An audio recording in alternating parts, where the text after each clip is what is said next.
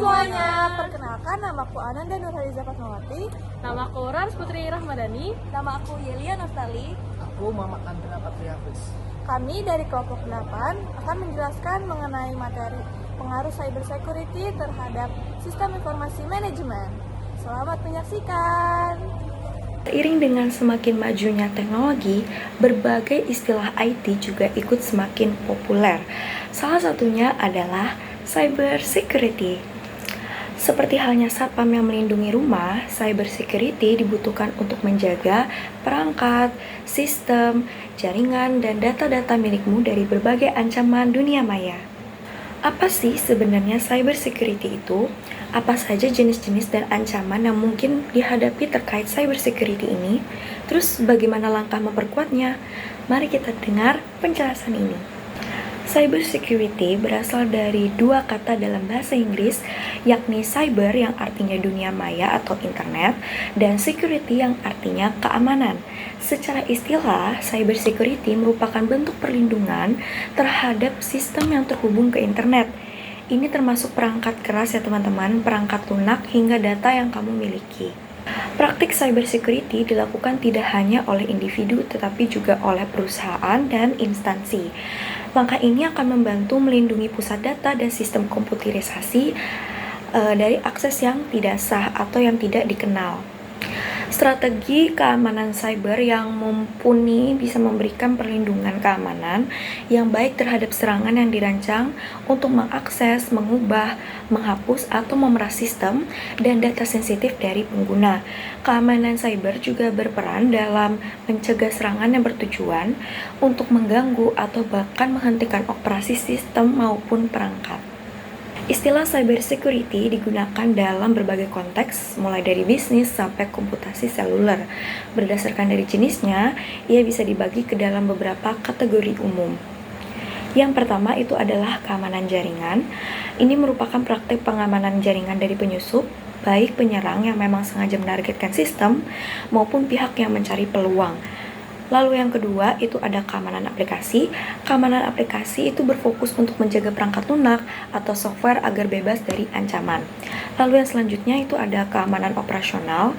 Keamanan operasional itu mencakup proses dan keputusan untuk menangani dan melindungi aset data. Lalu yang selanjutnya ada mitigasi. Proses mitigasi ini penting untuk kelangsungan bisnis.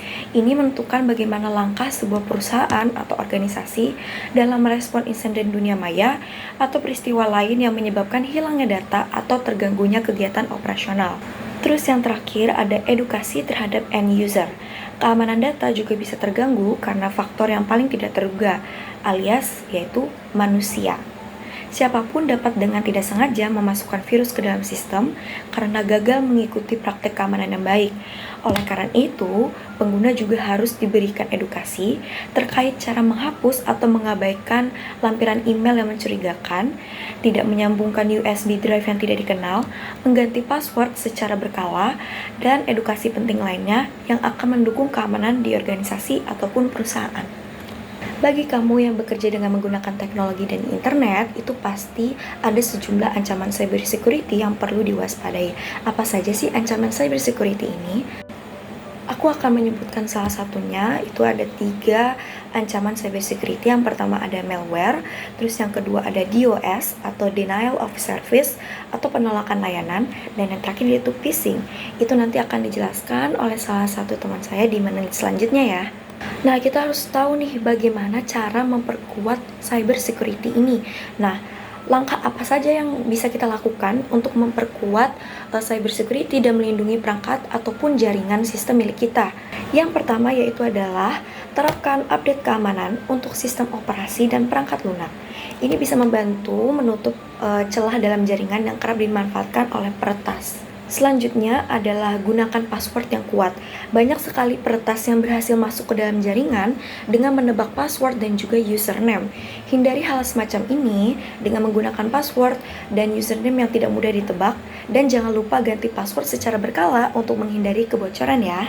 Yang selanjutnya yaitu memberikan edukasi seputar bahaya phishing pada orang-orang yang ada di lingkungan sekitarmu, maupun itu lingkungan pendidikan kalian ataupun di lingkungan kerja kalian. Dan yang terakhir yaitu menggunakan antivirus dan pastikan program tersebut bekerja dengan baik. Itu ada berbagai hal penting yang bisa saya jelaskan.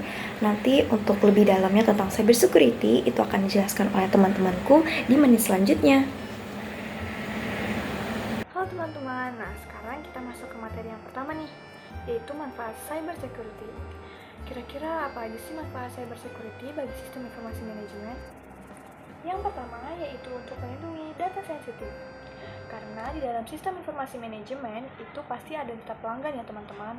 Nah, data pelanggan ini merupakan data yang sangat privacy sehingga harus dilindungi oleh cybersecurity.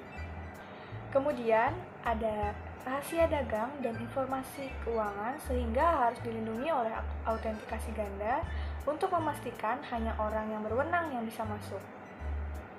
Manfaat yang kedua adalah meningkatkan kepercayaan pelanggan. Nah, berkaitan dengan manfaat yang pertama tadi, jika dalam sebuah perusahaan tidak memiliki cybersecurity, maka data pelanggan dan rahasia-rahasia perusahaan berpotensi mengalami kebocoran, guys. Dan hal tersebut menyebabkan pelanggan tersebut itu bisa berhenti menggunakan jasa atau mengonsumsi barang dari perusahaan tersebut. Kemudian manfaat yang kedua tadi berkaitan dengan manfaat yang ketiga, yaitu mencegah kerugian finansial.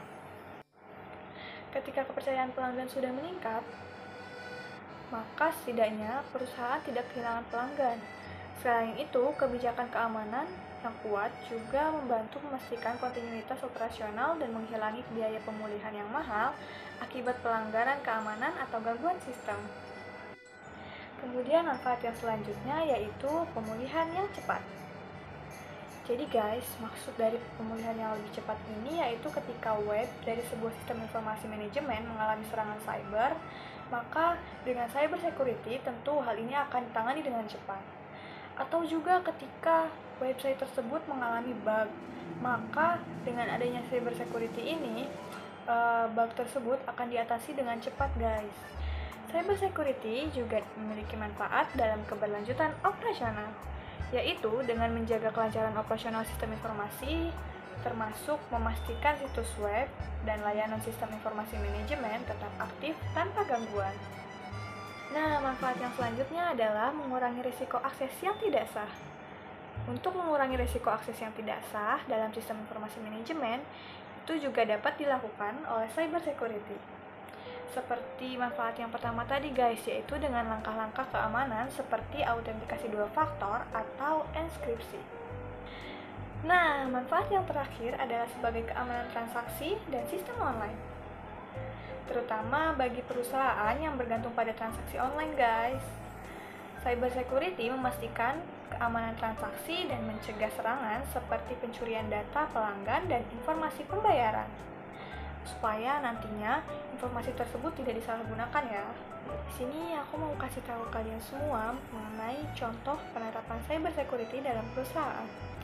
Yang pertama ada network security, yang kedua ada cloud security, yang ketiga ada application security, kemudian ada endpoint security, terus yang kelima ada data security, dan yang keenam ada Identity and Access Management or IAM. Dan yang terakhir ada Cyber Security Awareness Training. Jadi ada 7 contoh penerapan cyber security dalam perusahaan ya guys. Halo, aku bakal menjelaskan tentang perkembangan terkini cybersecurity. Tren ancaman cybersecurity di Indonesia berdasarkan laporan dari Badan Cyber dan Sandi Negara atau BSSN, jumlah serangan cyber di Indonesia pada tahun 2022 meningkat sebesar 22% dari tahun sebelumnya. Serangan cyber tersebut terdiri dari berbagai jenis cyber, mulai dari serangan phishing, malware, ransomware, hingga serangan DDoS. Beberapa tren ancaman cybersecurity di Indonesia, yang pertama itu ada serangan phishing, yang merupakan jenis serangan cyber yang paling umum terjadi. Serangan ini tuh dilakukan dengan cara mengirimkan email atau pesan palsu yang bertujuan untuk mengelabui korban untuk memberikan informasi pribadi atau data penting lainnya. Kemudian serangan malware merupakan serangan cyber yang bertujuan untuk menyebarkan malware ke komputer korban. Malware itu dapat berupa virus, trojan, atau ransomware. Kemudian serangan ransomware merupakan serangan cyber yang bertujuan untuk mengenkripsi data korban dan meminta tebusan untuk mengembalikannya. Kemudian yang terakhir ada DDoS, merupakan serangan cyber yang bertujuan untuk melumpuhkan sistem atau jaringan dengan cara membanjirinya dengan trafik yang lumayan besar. Selanjutnya ada perkembangan teknologi cybersecurity di Indonesia. Pemerintah telah mengambil berbagai langkah untuk meningkatkan keamanan cyber di Indonesia. Salah satu langkah tersebut adalah dengan dikeluarkannya Undang-Undang Nomor 11 Tahun 2020 tentang Cipta Kerja. Undang-undang ini itu mengatur tentang cyber, tentang keamanan cyber lebih tepatnya, termasuk kewajiban bagi penyelenggara sistem elektronik untuk menerapkan standar keamanan cyber. Selain itu juga pemerintah telah membentuk BSSN sebagai lembaga yang bertanggung jawab dalam menjaga keamanan cyber di Indonesia, dan BSSN ini telah mengembangkan berbagai teknologi cybersecurity untuk melindungi sistem dan data digital di Indonesia. Kemudian strategi meningkatkan keamanan cyber di Indonesia. Untuk meningkatkan keamanan cyber di Indonesia diperlukan kerjasama dari berbagai pihak, termasuk pemerintah, swasta, dan masyarakat. Beberapa strategi yang dapat dilakukan untuk meningkatkan keamanan cyber di Indonesia. Yang pertama, pemerintah perlu memperkuat regulasi dan penegakan hukum di bidang cybersecurity. Kemudian untuk swasta, perlu meningkatkan investasi dalam teknologi dan sumber daya manusia cybersecurity. Kemudian yang ketiga ada masyarakat. Masyarakat perlu meningkatkan kesadaran dan pemahaman tentang keamanan cyber tersebut. Oke, ya jadi saya akan lanjutkan dari pembahasan dari teman saya. Sebelumnya saya adalah Muhammad Andrea Patria Hafiz yang di-mention oleh moderator ya. Nah, jadi pembahasan saya ini adalah tentang cybersecurity di masa depan. Nah, memang sebelumnya teman saya tadi sudah ada membahas ya tentang ancaman dari cybersecurity. Nah, tetapi saya di sini sebagai yang menjelaskan tentang cybersecurity di masa depan itu akan lebih berfokus kepada ancaman. Kenapa? Karena ketika perkembangan teknologi semakin maju, jadi pasti ada orang-orang yang terlambat beradaptasi. Nah, jadi orang-orang ini tertinggal oleh teknologi. Jadi itu kan sesuatu yang buruk ya, tertinggal oleh teknologi itu lambat dalam beradaptasi. Contohnya saja seperti adanya kecerdasan buatan, itu kan ada pekerjaan-pekerjaan yang terhapuskan. Seperti. Nah, jadi itu yang ditakutkan oleh orang-orang. Kemudian dengan perkembangan teknologi yang masif ini ya, jadi karena perkembangan ini kan semakin cepat ya, jadi pengujian itu kan tidak terlalu banyak ya. Ya mungkin saja ada kekurangan-kekurangan yang terlambat disadari oleh orang-orang dari teknologi tersebut. Nah, kemudian di sini kita akan berfokus ke ancaman dari cybersecurity. Ya, jadi kan ancaman yang pertama itu adalah ancaman terhadap cloud ya. Jadi cloud itu kan adalah ketika di mana kita menyimpan data yang terintegrasi pada satu software. Jadi tidak memerlukan hardware untuk menyimpan data itu. Nah, jadi ketika cybersecurity ini lemah, itu kan salah satu ancamannya tuh. Ancaman terhadap cybersecurity di masa depan. Nah, itu kan akan berbahaya tuh ketika cloud itu diakses oleh orang. Mungkin kan ada data-data orang yang berharga, mungkin ada data-data penting, data-data rahasia negara ya ada di situ. Ketika itu jatuh ke tangan orang yang salah, itu kan akan menjadi malapetaka. Dan itu adalah sebuah ancaman yang serius terhadap cloud. Jadi ancaman dalam sisi cybersecurity yang lemah ini. Jadi ini mungkin terjadi ketika cybersecurity itu lambat beradaptasi mungkin atau lambat ditingkatkan. Dari faktornya kan macam-macam ya. Nah, kemudian itu adalah peningkatan kejahatan ransomware.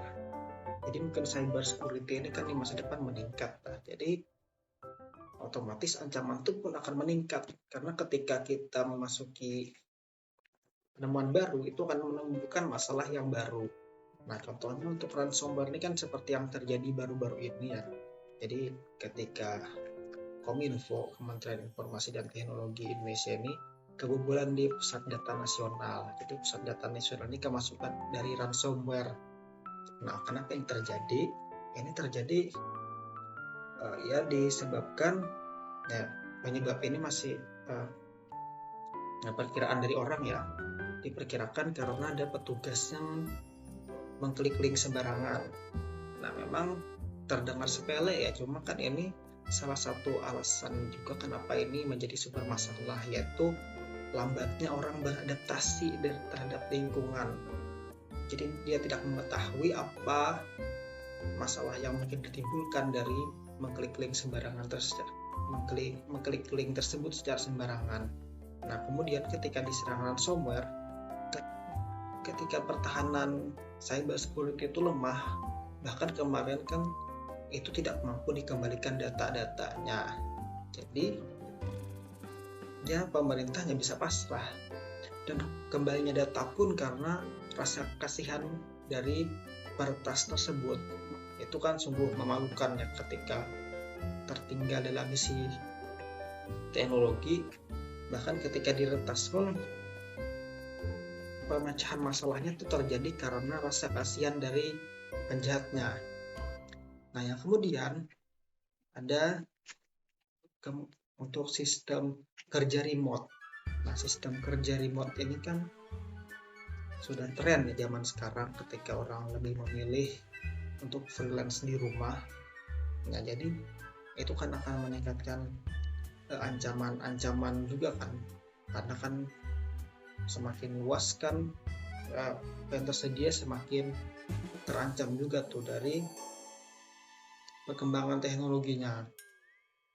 Nah, jadi orang-orang itu kan mungkin menemukan pekerjaan-pekerjaan baru ya. Jadi pekerjaan-pekerjaan itu mungkin aja menimbulkan masalah, ancaman-ancaman dan masalah yang baru.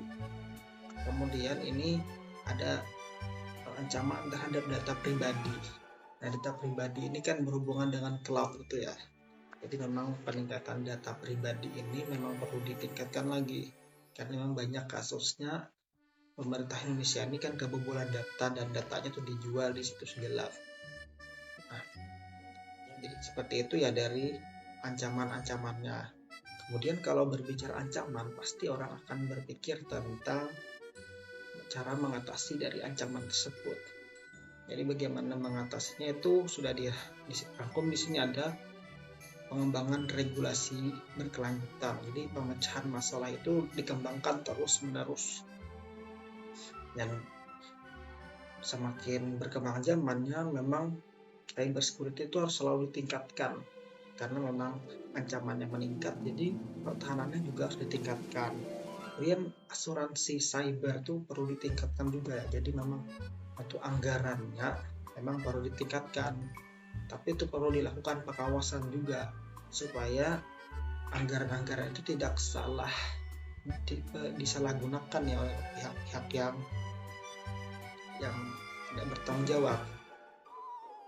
Kemudian ada dari peningkatan cloud ya, jadi cloud kan memang berisiko ya, tapi untuk cloud ini kan selalu berkembang terus setiap zaman. Jadi itu bisa aja tuh jadi dikembangkan terus untuk mengatasi masalah ini. Nah, kemudian yang terakhir itu menggunakan perkembangan teknologi juga tuh untuk mengatasi perkembangan teknologi, itu menggunakan AI. Jadi kita menggunakan AI untuk mengatasi ya, atau bukan mengatasi sih, tapi mencegah terjadinya masalah. Seperti kita melakukan analisis menggunakan AI gitu. Jadi menganalisis itu seperti mentalitas orang, kenapa jadi orang melakukan ini, melakukan itu. Jadi itu bisa dicegah dengan AI. Ya seperti itu sih apa yang saya pendapat saya tentang cyber security ke depannya, karena memang cyber security kalau kita melihat ke depan itu kan memang pasti akan melihat masalahnya apa, keuntungannya apa. Nah, jadi kalau masalah itu bagaimana pemecahannya? Jadi seperti itu, seperti yang saya jelaskan ya. Jadi saya akan kembalikan ke teman saya mungkin. Terima kasih. Nah, itu tadi materi mengenai pengaruh cybersecurity bagi sistem informasi manajemen. Semoga apa yang kami sampaikan dapat kalian pahami ya. Terima kasih sudah menonton.